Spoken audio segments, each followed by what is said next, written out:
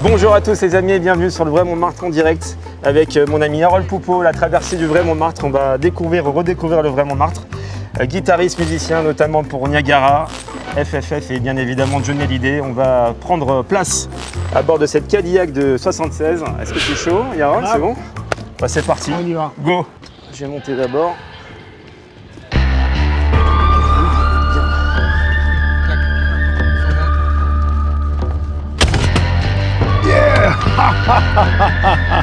Ah, la classe. Alors on est bien.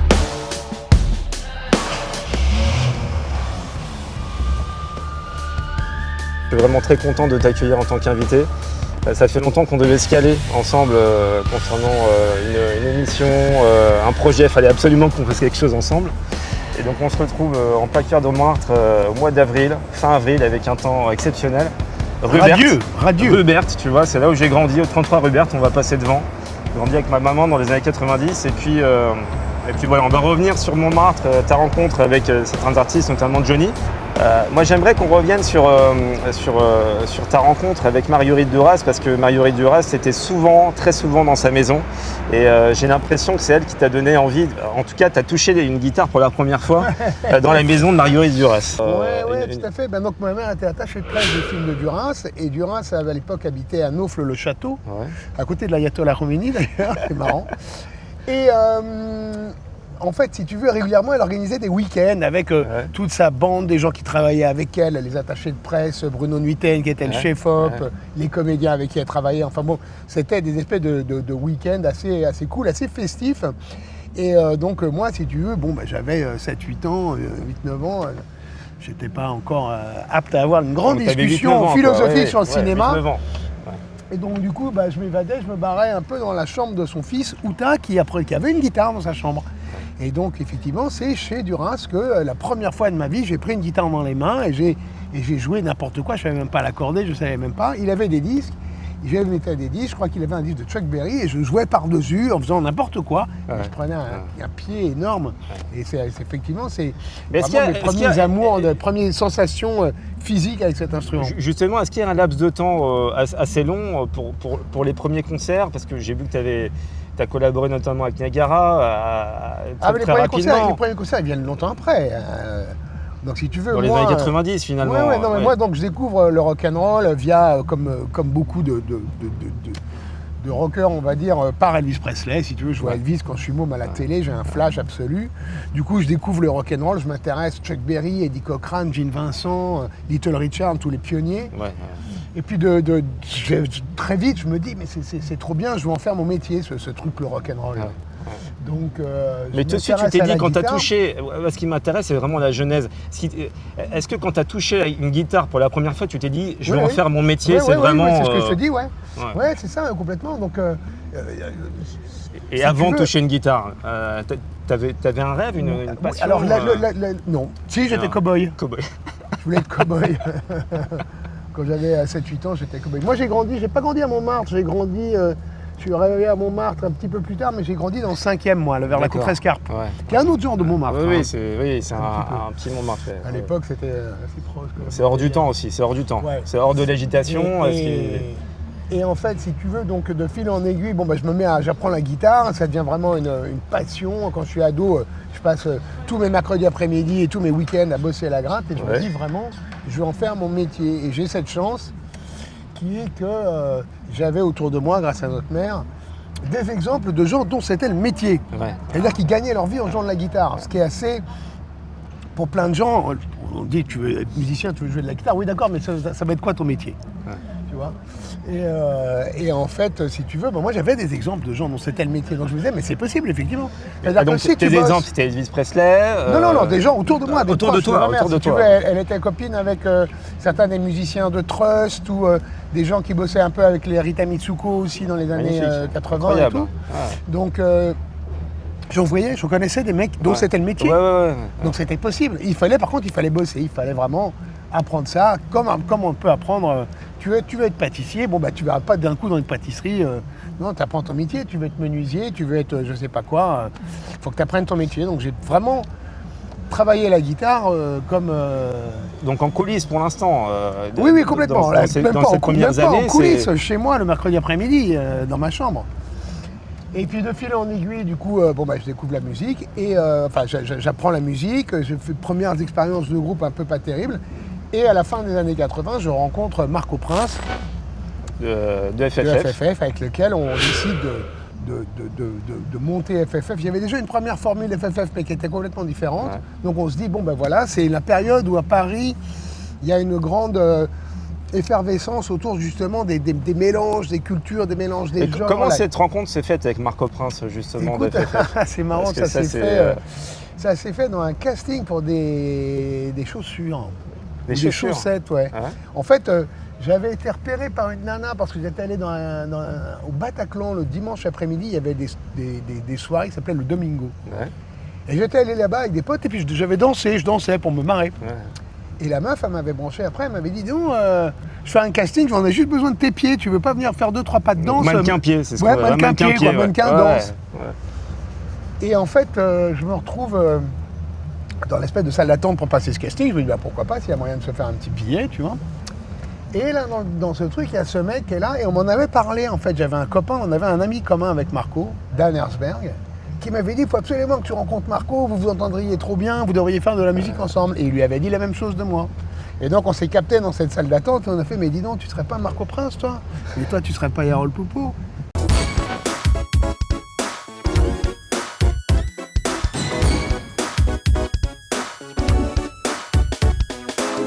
On a décidé de lancer l'aventure FFF et on a commencé à répéter, à faire des nouveaux morceaux, Donc finalement FFF, ça t'a permis aussi de te roder, dès que tu as rejoint le groupe, ça t'a permis de te roder aussi et de vraiment de pouvoir jouer de ta passion.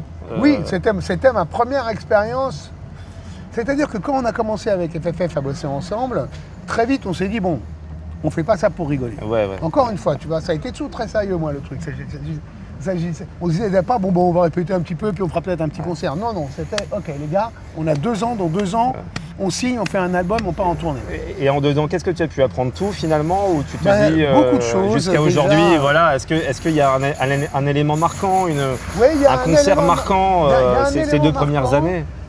Il y a eu des premiers concerts, et en fait, si tu veux, moi, les premiers concerts que j'ai fait avec FFF, le but du jeu, pour moi, c'était de faire le concert de la première à la dernière note sans m'être trompé.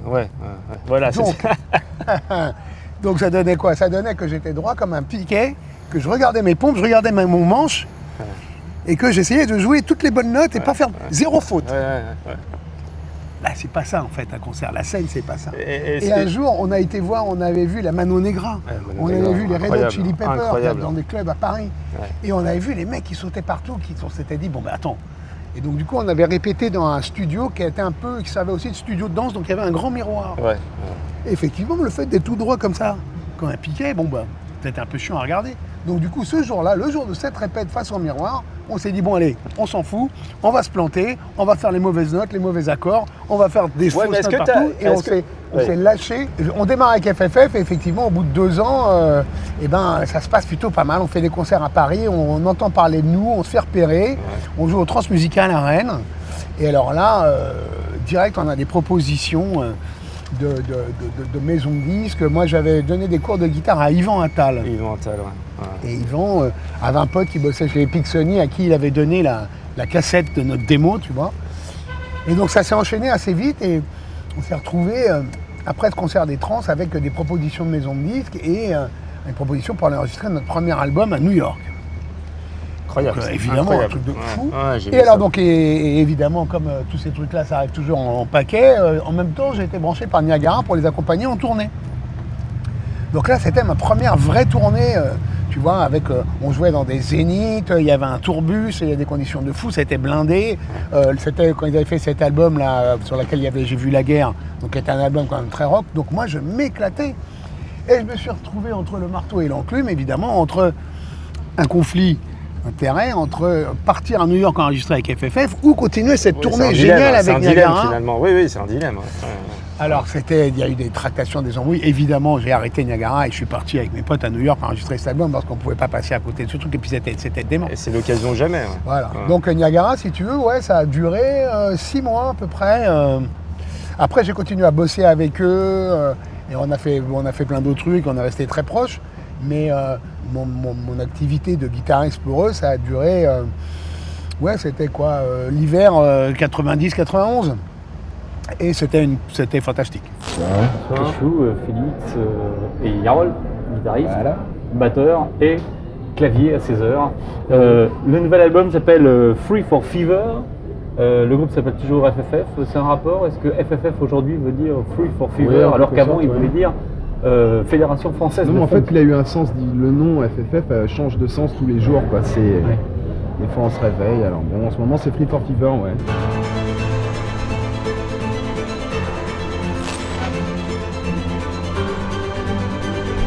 Au niveau des FFF, première partie de Johnny Hallyday en 98. Finalement, tu me racontais que ta première rencontre, vraiment ta première vraie rencontre, c'était lors du film Jean-Philippe en 2006. Mais finalement, tu avais rencontré déjà Johnny Hallyday en 98 lors de ce concert. Ouais, on avait fait la première partie au Stade de France le jour où... Enfin non, d'ailleurs pas ce jour-là. Il y a eu le premier jour où il n'a pas pu jouer parce qu'il pleuvait des cordes. Donc ça, on n'a pas joué non plus. Il y a Sinclair qui avait joué quand même, par contre tout seul lui. Et donc le lendemain, on était revenu pour le concert. Ouais. Et il était venu nous voir dans la loge. Il nous avait dit, super les mecs, ravi que vous soyez là, bon concert. Génial, voilà. Génial. Et comment s'est passée cette première partie? Parce que écoute, franchement, le concert de 98 de Johnny, notamment avec tous ces musiciens, tous ces orchestres sur scène. Le concert était fantastique, on a pris une grande claque. C'était déjà toute l'équipe de McCartney, les musiciens. Et puis moi, je ne l'avais jamais vu en live. Et franchement, c'était un moment, putain, on a tous pris... tu vois, on est tous ressortis bouche bée du truc, quoi.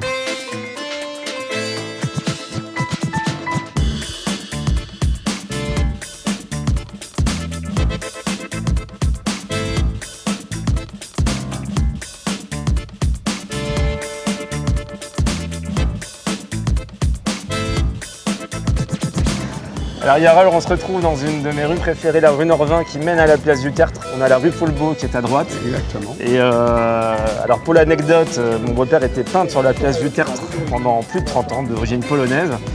Et cette place, on va revenir sur cette année 2011 qui a été je ne sais pas comment quelles sont les émotions quand on est nommé au César? C'est un point commun avec ton frère d'ailleurs qui a été nommé plusieurs fois au César. On a gagné ni l'un ni l'autre. Hein. Franchement. Et en fait, là c'est un petit coucou à Melville que j'apprécie beaucoup, un grand acteur de cinéma qui a été nommé plusieurs fois dans de nombreux films il y a eu beaucoup de films, notamment L'amour et les forêts qui m'a beaucoup touché. Et en 2011, donc nommé au César pour la meilleure musique de film. Pour Bus Palladium de Thompson. Bus Palladium d'ailleurs un endroit qu'on connaît très bien tous les deux, qui nous a beaucoup marqué tous les deux, notamment toi.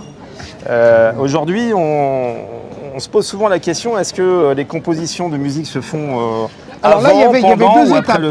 Pour ce film, il y avait deux étapes. Il y avait effectivement des chansons qu'on a fait avant le tournage, parce que vu que c'était l'histoire d'un groupe de rock, il fallait composer le répertoire et les morceaux qu'ils allaient interpréter en live, sur scène ou en studio dans le film.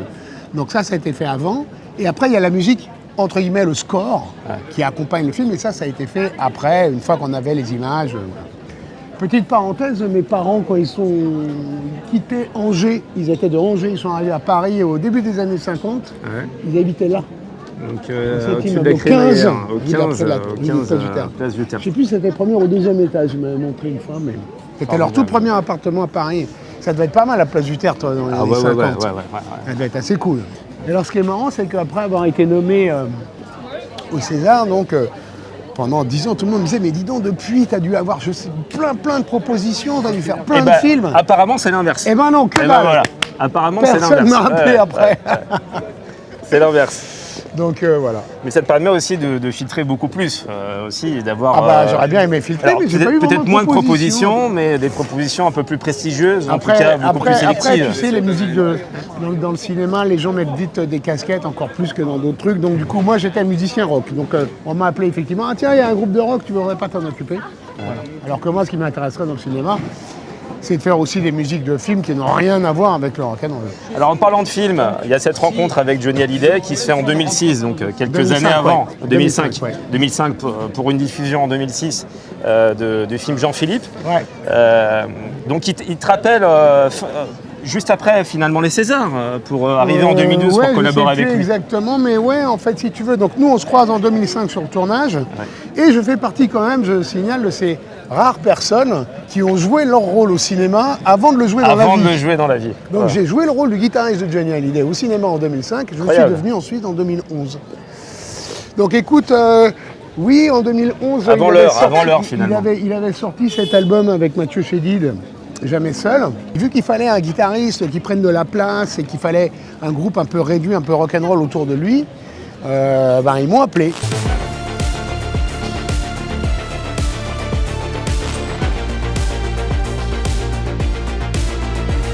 On fait une émission de radio à RTL et ça se passe super. Et là, si tu veux, on joue un mini-concert de peut-être 7 ou 8 chansons, les 2 singles d'un album qui vient de sortir, et puis les morceaux les plus rock de son répertoire. Ma jolie Sarah, la musique que j'aime, Gabriel, Fils de personne. Et en fait, si tu veux, on y va pied au plancher, nous, avec les musiciens. Moi, j'ai appelé mes potes musiciens de rock. Ils viennent tous de groupes de rock, un peu de l'underground et tout machin. Limite un peu punk, et on fait un concert qui déboîte, on en voit vraiment, on se dit, putain, c'est la seule chance de notre vie qu'on a de jouer avec lui, on y va à fond, quoi. Ouais. Et du coup, le concert, c'est vraiment électrique, on le voit sur lui, il est là comme ça, un peu genre, wow, yeah, il est trop content. Et puis, tu sens qu'il est content, tu sens qu'il y a une vraie énergie, Ah ouais. Et donc, normalement, c'était fini, quoi. Ouais. C'est-à-dire que là, il me dit, écoute, super, moi, je prends tourner à Los Angeles, là, on va répéter pour ma tournée, mais tu viendras nous voir en concert, hein, c'était super, merci. Ouais, putain, franchement, et c'était trop cool. Moi, j'avais fait un concert avec Johnny, j'étais trop content, quoi. Et puis, à 2h du mat, il me rappelle et il me dit, bon, écoute, c'était vraiment bien. Il avait l'habitude d'appeler, justement, pas mal de gens, notamment Michel Drucker, pour l'anecdote, pour le Stade de France, pour l'hélicoptère. Et donc, il me dit, à 2h du mat, dis donc, franchement, c'était super, est-ce que ça te branche de venir en tournée avec moi? Je dis, encore une fois, évidemment, un coup de fil de fou, quoi. Ouais. Et donc, voilà, puis après, c'était parti. Là, moi, je me suis dit, mais attends, et c'est un pacte qui a été signé entre vous, c'est-à-dire un pacte tacite Non, alors justement, moi, il m'appelle à 2h du mat et il me dit, est-ce que tu veux venir en tournée avec nous? Je dis, évidemment. Ouais. Sauf que le lendemain, je me réveille, je me dis, bon, je le connais pas bien, le gars. Je lui dis, attends, ça se trouve 2h du mat, il se l'était collé. Ouais. Puis quand il m'a proposé ça, mais quand il va en parler à la prod, ils vont dire, moi non, t'es fou. Donc bon, je suis un petit peu genre, un peu dubitatif, j'attends, je me dis bon. Et puis non, le lendemain, j'ai un coup de fil de la prod. Bon, Johnny m'a dit que c'était toi le guitariste. Voilà, les répétitions, ça se fait à Los Angeles du temps au temps, va t'envoyer ton billet. Les conditions pour le spectacle, c'est ça, tac, et voilà. C'était parti. Donc pacte signé finalement, voilà, donc guitariste, directeur musical de Johnny Hallyday. Ouais. Directeur musical, ça s'est fait au fur et à mesure. Ça s'est fait au fur et à mesure, un petit peu dans la lignée d'Yvan Cassar ou pas du tout finalement? Pas du tout dans la même approche. La même approche du truc, justement, c'est parce qu'il avait beaucoup travaillé avec Yvan. Ce qu'avait fait Yvan Cassar, c'était très bien. Ouais. Et si tu veux, Yvan Cassar, lui, c'est un arrangeur... il vient du classique, donc si tu veux, lui, quand il commence une tournée, il a un petit peu les arrangements en tête déjà, qui va jouer quoi. Ouais. Toi, la guitare, elle va jouer ça, la basse, elle va jouer ça, les trucs, machin. Moi, j'avais vraiment été mandaté pour faire un groupe de rock. Donc dans un groupe de rock, chacun joue ce qu'il a envie de jouer un peu, tu vois. Je veux dire, tu vas pas dire... Donc on est vraiment reparti...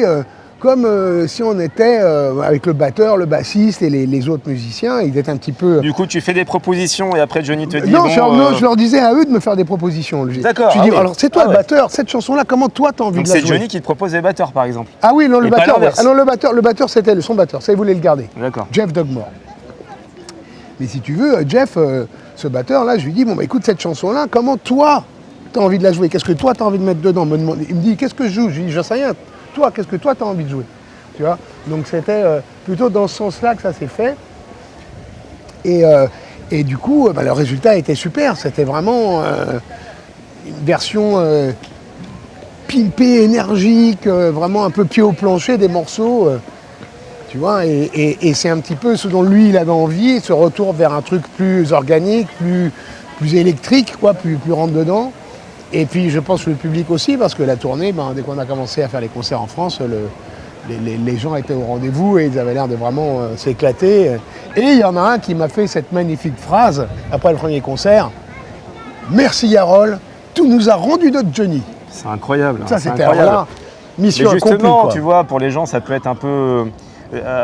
pour définir ce rôle de directeur musical, ça parle pas forcément à tout le monde. C'est de choisir les bonnes personnes au bon endroit. Alors choisir les bonnes personnes au bon endroit déjà, et puis surtout insuffler un petit peu la couleur générale des arrangements du morceau. Est-ce que, par exemple, une chanson, je sais pas, on va dire Le Pénitencier par exemple, c'est un que petit je peu t'aime, comme, un de mes morceaux préférés. Voilà, c'est un petit peu En comme instrumental. se dire, est-ce que on va lui mettre un jean troué et un vieux blouson de cuir en pénitencier, ou est-ce qu'au contraire on va le mettre en smoking? Ah, donc ça va jusque-là. Chicos, dans les détails. dans les arrangements, dans la couleur que tu vas dans donner au l'arrangement, morceau, dans la tu couleur, vois, oui, est-ce qu'on effectivement. va comment on va le traiter? Qu'est-ce qu'on peut lui apporter de différent?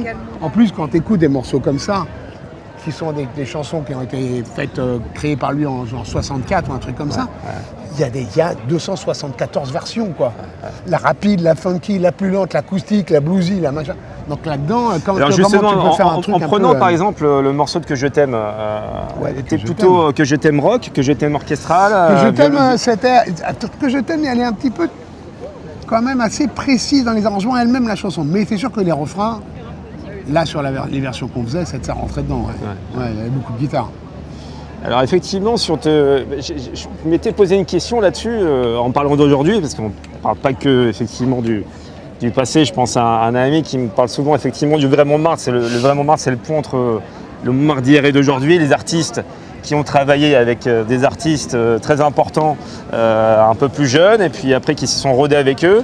Est-ce que dans ta façon de travailler avec Johnny, il y a un avant et un après Johnny dans ta façon de voir les choses, de travailler avec les artistes après? Ouais. Est-ce que tu as une vision totalement différente? Dans ma vision, alors totalement différente, je sais pas, mais en tout cas, ouais, dans ma vision de la musique, tu peux pas passer 7 ans à côté de ce mec sans avoir appris des trucs. Déjà, la façon de chanter, déjà, je chante plus pareil, ça c'est sûr qu'à force de l'écouter chanter, c'est vraiment je chante différemment. Et puis si tu veux, lui il avait ce truc dément c'était le contraire de la nostalgie. Ouais. Donc lui il était toujours intéressé par ce qui allait se passer demain. Demain et pas hier. Qu'est-ce qu'on va faire demain? Ouais. C'est quoi la prochaine album? C'est quoi la prochaine chanson? S'il y a un mec qui aurait pu se reposer sur ses lauriers, c'est lui. Hein. Ouais. Et maintenant. Et puis toujours être cette espèce d'insécurité par rapport au public. Est-ce que les gens vont aimer? Est-ce qu'ils vont venir au concert? Est-ce qu'il va y avoir du monde? C'était un grand inquiet, tu vois, de ça. Il avait envie que les gens l'aiment, il avait envie que ça marche, il avait envie que les gens aiment ses chansons, aiment le concert. Tu vois, on est au pied du Sacré-Cœur, un des monuments, le monument le plus important. Pour rentrer dans le Sacré-Cœur, les gens là? Il y a énormément de queues pour rentrer au Sacré-Cœur. C'est ce qu'on appelle le surtourisme, donc c'est bien ou pas bien, c'est en fonction de ce qu'on... Voilà. Mais vaut mieux que ça marche quand même avec une vue extraordinaire. La capitale, quoi. Voilà, avec une vue extraordinaire. Tu es déjà monté tout en haut? Ouais, je suis déjà monté tout en haut.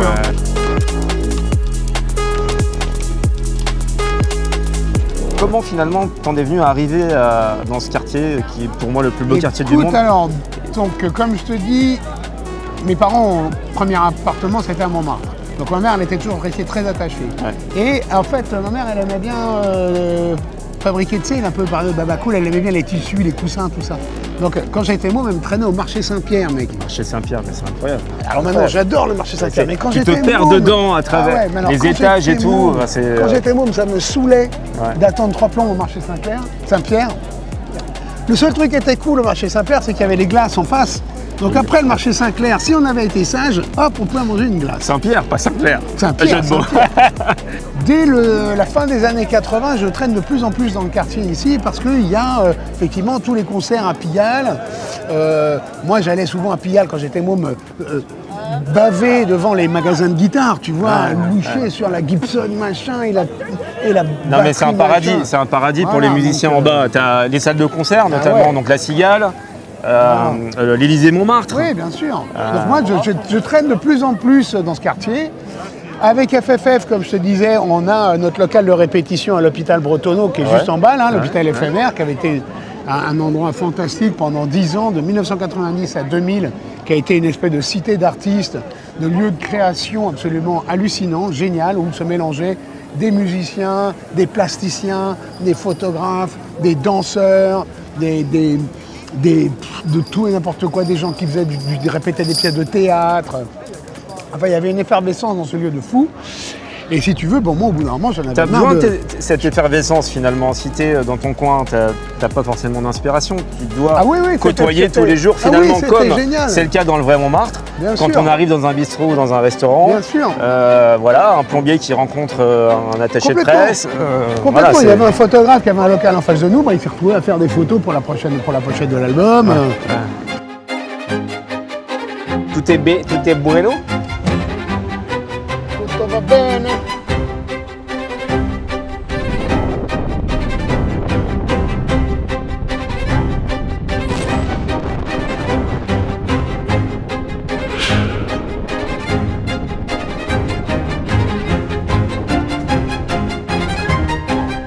Là, on a fait ce concert, on a dit, bon, bah, les gars, franchement, on peut pas s'arrêter là, faut qu'on monte sur la...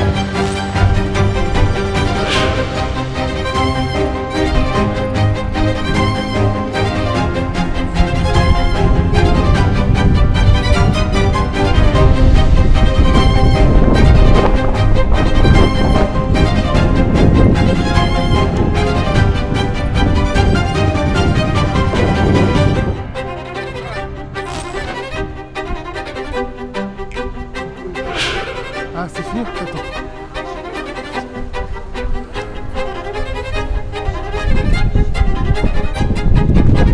Merci Harold pour cette première émission, la traversée du vrai Montmartre. Bah ouais. J'espère que tu as pris autant de plaisir que moi à la faire, à déambuler dans les rues de Montmartre à travers cette Cadillac d'époque de 76. Temps magnifique. Temps magnifique, vraiment on est gâtés devant les villes de Montmartre. Je voudrais remercier les amis pour ce premier numéro de la traversée du vrai Montmartre. Toutes mes équipes depuis 20 ans. Alors j'ai compté, on est plus de 300 personnes qui ont participé de près ou de loin à la réussite d'Olio-TV Productions, notre société de production, à travers des créations originales. Je voudrais remercier aussi Serge Calfon et particulièrement Nagui. Merci à tous les amis, on se retrouve très rapidement pour une neuvième émission de la traversée du vrai Montmartre. À très vite, ciao. Ciao.